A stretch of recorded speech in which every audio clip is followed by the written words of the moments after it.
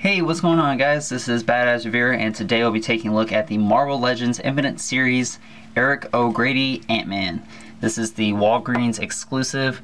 It's a part of the Ant-Man wave, but it's not technically part of the Ant-Man wave. He's kind of his own individual figure, but he is exclusive to Walgreens, which if you haven't picked him up yet, he wasn't too hard for me to find. I literally just walked into Walgreens and they had a whole shelf of them, so I don't think he's too hard to come by. I know a lot of people have been saying they can't find him or that people are scalping him, but I mean, I didn't really plan on getting this figure at first. I just kind of figured if I saw him, I'd pick him up, but I didn't really have too big of an interest since I don't technically know this Ant-Man too well.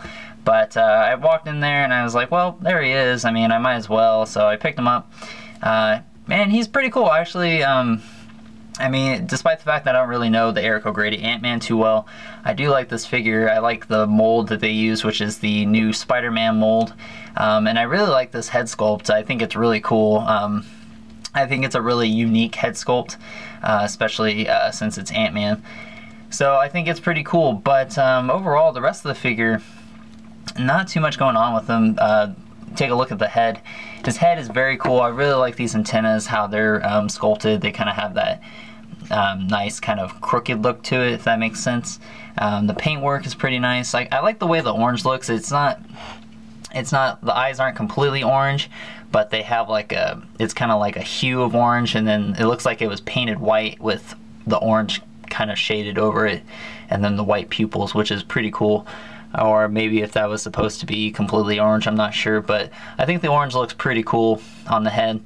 But for the most part, there's not too much going on with the head. There's some detail going on in this part right here, which is not focusing, but right there in the little mouthpiece of the helmet, and then kind of on the sides here there's a little bit of detail, but for the most part that's really about it.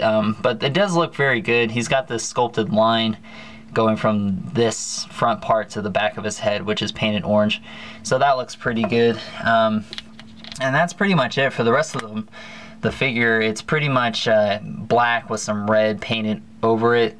And the biggest problem is that this red is not the same as this. Like, this is clearly painted over the black, whereas his crotch piece is molded red, and then the red over here is I think his forearm's probably molded red with the paint painted over it, which looks pretty good for the most part. Doesn't look like there's any bleeding or anything like that.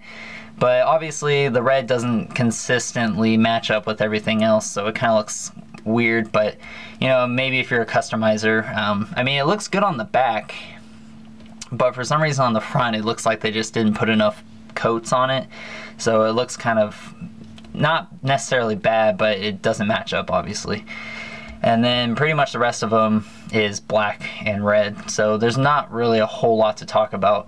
He's got a new belt here, which is a free-floating piece, but you can put it down here so it's not in the way of articulation or anything like that, so pretty cool. But yeah, despite not, like I said, despite not knowing too much about Eric O'Grady, I actually like this figure quite a bit, and it makes me really wish they'd make a Hank Pym version of this character, but with this body and such. So, and I'm sure you could easily do it, actually. I mean, if you can just swap the heads out with the Toy Biz version, even though it's a Scott Lang.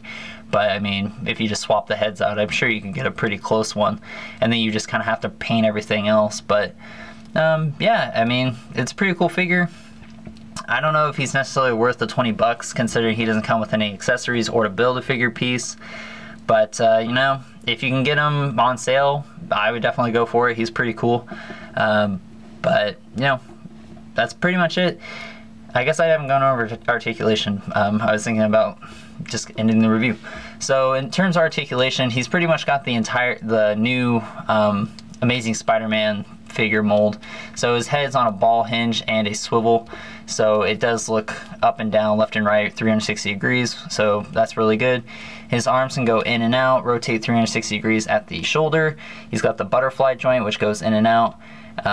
His arms go in and out, if I haven't already said that. Bicep swivel, double jointed elbows, a hinge in the wrist, and a swivel. He's also got two fists. I didn't mention that before, but he has two fists, which I'm sure you could tell.